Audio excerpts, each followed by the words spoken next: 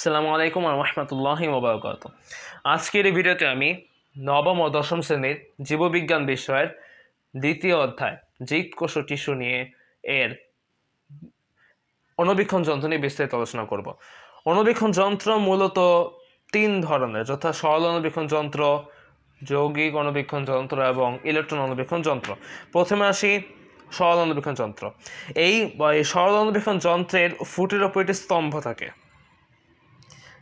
যার সাথে একটি কাঁচের স্টেজ যন্ত্র থাকে। এটা হচ্ছে সেই স্তম্ভ বা পিলার, আর এটা হচ্ছে সেই বেস বা ফুট। এই কাঁচের স্টেজে দুটো ক্লিপ লাগানো থাকে। এখানে একটা কাঁচের স্টেজ রয়েছে এবং এটার সাথে দুটো ক্লিপ লাগানো আছে। এটা একটা ক্লিপ এবং এটা একটা ক্লিপ। স্তম্ভের নিচের দিকে সম্মুখভাবে একটি আয়না রয়েছে। এই স্তম্ভের নিচের দিকে এটা সম্মুখভাবে একটা আয়না থাকে, যার উপর প্রতিফলিত আলো প্রতিফলন করা হয়। এখন স্তম্ভের উপরে একটি টানা নল রয়েছে। এই যে এটা হচ্ছে সে টানা নলটা, ড্র টিউব। এটা হচ্ছে ঠিক স্তম্ভের উপরে। এখন এবং এর বাহুতে, অর্থাৎ টানা নলের বাহুতে বাহুতে লেন্স ধরে রাখার জন্য আংটা থাকে।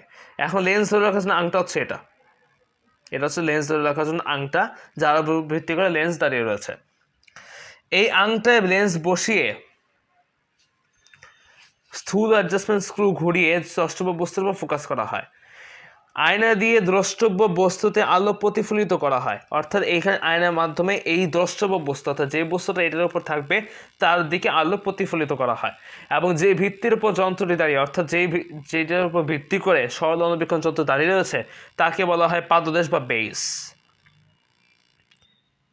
এটা ছিল সরল অণুবীক্ষণ যন্ত্রের বর্ণনা। এরপরে যে যন্ত্রটি নিয়ে আমরা আলোচনা করব সেটি হচ্ছে যৌগিক অণুবীক্ষণ যন্ত্র। যৌগিক অণুবীক্ষণ যন্ত্র কিভাবে ব্যবহার করতে হয় তা জানার পূর্বে এর বিভিন্ন অংশগুলোর নাম জেনে নেওয়া প্রয়োজন। অণুবীক্ষণ যন্ত্রের চিত্রটি লক্ষ্য করো। এখানে রয়েছে একটি স্ট্যান্ড, আর্ম, বেস এবং স্টেজ রয়েছে। স্ট্যান্ড হচ্ছে এই নিচের এই অংশটুকু হচ্ছে স্ট্যান্ড, এবং আর্ম হচ্ছে এই বাঁকানো নলটাকে বলা হয় আর্ম। এই বাঁকানো অংশটাকে এই যৌগিক অণুবীক্ষণ যন্ত্রের আর্ম বলা হয়। এবং এরপর হচ্ছে বেস। স্ট্যান্ডের নিচের দিকে পাটাতনের মতো অংশটিকে হচ্ছে বেস। এবং এরপর আছে স্টেজ। আর্মের নিচের অংশকে স্টেজ লাগানো থাকে। আর্মের নিচের অংশটিতে স্টেজ লাগানো থাকে। এইটা হচ্ছে সেই স্টেজটা। এই যে এখানে হচ্ছে নিচের অংশ, আপনার এটার সাথে স্টেজ লাগানো আছে, দেখলে বুঝতে পারছো এখানে স্টেজ লাগানো আছে। এরপর আছে বডি টিউব। অণুবীক্ষণ যন্ত্রের উপরের দিককার নলাকার অংশ, এটা হচ্ছে সেই বডি টিউব। এটা হচ্ছে অণুবীক্ষণ যন্ত্রের উপরের দিককার একটি নলাকার অংশ, যার এক প্রান্তে আইপিস এবং অপর প্রান্তে অবজেক্টিভ লেন্সগুলো লাগানো থাকে। অবজেক্টিভ নোজ পিসের মধ্যে যে লেন্সগুলো লাগানো থাকে। এখন এখানে আমরা দেখেই বুঝতে পারতেছি, নাম লেখা আছে বডি টিউব। এটা হচ্ছে বডি টিউব, উপরে আইপিস লাগানো আছে এবং নিচে এখানে হাই পাওয়ার অবজেক্টিভটা লাগানো আছে। এখানে আছে লো পাওয়ার অবজেক্টিভ এবং এটা হচ্ছে নোজ পিস। আর এখানে সবগুলো লেন্স লাগানো থাকে। আশা করি বিষয়টা তোমরা বুঝতে পেরেছ। এরপর আছে নোজ পিস এবং অবজেক্টিভ। বডি টিউবের নিচের দিকে ঘূর্ণনশীল এই যে অংশটা কি বলা হয় নোজ পিস। এতে তিনটি অবজেক্টিভ লেন্স লাগানো থাকে। এটা হচ্ছে হাই পাওয়ার অবজেক্টিভ, লো পাওয়ার অবজেক্টিভ এবং ওয়েল ইমার্শন অবজেক্টিভ। এখন লো পাওয়ার অবজেক্টিভের পাওয়ার আছে 10x থেকে 12x এবং হাই পাওয়ার অবজেক্টিভের পাওয়ার হচ্ছে 40x থেকে 45x এবং অয়েল ইমার্শন অবজেক্টিভের পাওয়ার হচ্ছে 100x। কোনো যন্ত্রে অবশ্য আরও একটি অবজেক্টিভ থাকে, যাকে বলা হয় স্ক্রিনিং অবজেক্টিভ, যার পাওয়ার লো পাওয়ার অবজেক্টিভ থেকেও কম, অর্থাৎ পাওয়ারটি হচ্ছে 4x থেকে 5x। এরপর হচ্ছে আইপিস। এটা হচ্ছে আইপিস। বডি টিউবের উপরের অংশে একটি মনোকুলার বা দুটি আইপিস লাগানো থাকে। এটা হচ্ছে সেই আইপিসটা। এটা কিন্তু দুইটাও হতে পারে কিংবা একটাও হতে পারে। এর বিবর্ধন ক্ষমতা সাধারণত 10x থেকে 12x হয়, অর্থাৎ এই আইপিএসের বিবর্ধন ক্ষমতা মূলত 10x থেকে 12x হয়। এরপর আছে ফাইন অ্যাডজাস্টমেন্ট নব।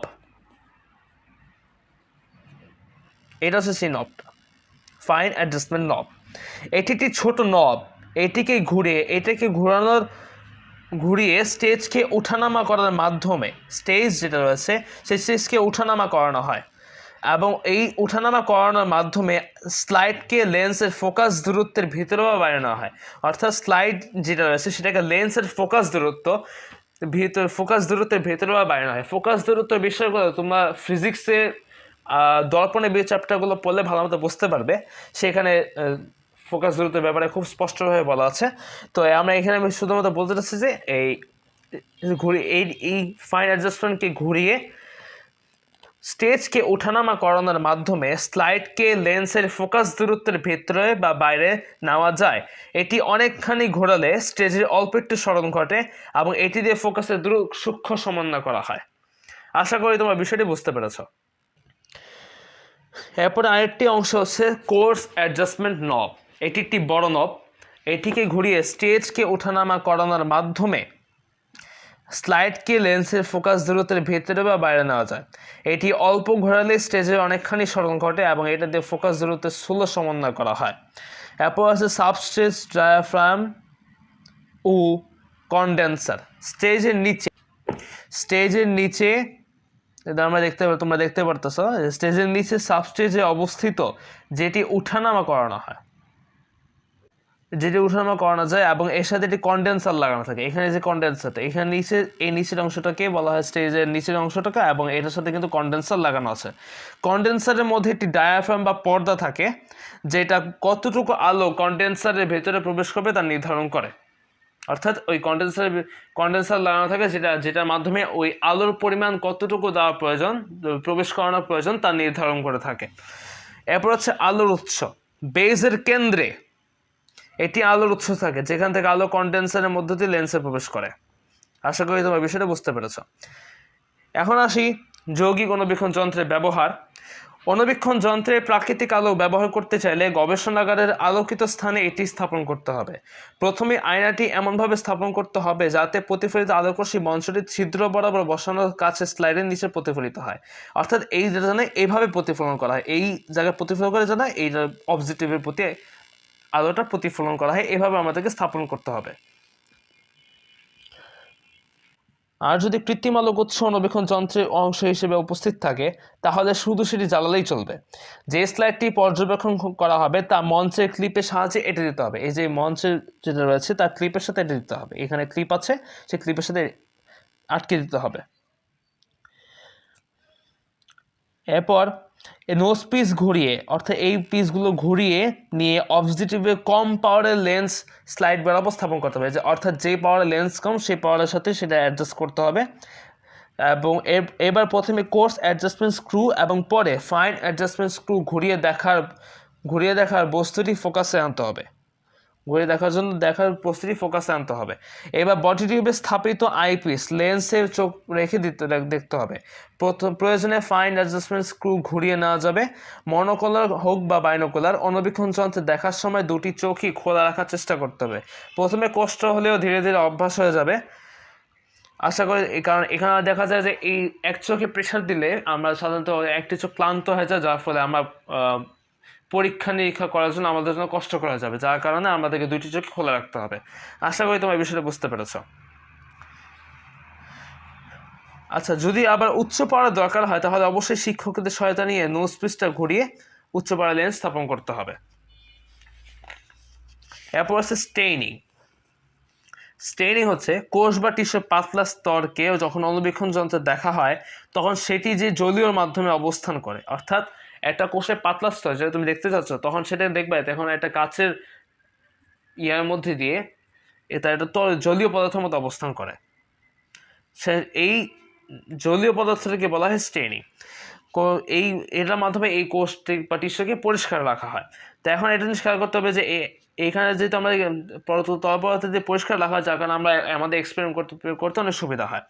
এখন এই জলীয় পদার্থটিকে কিন্তু ওই বস্তু থেকে আলাদা করা অনেক কঠিন।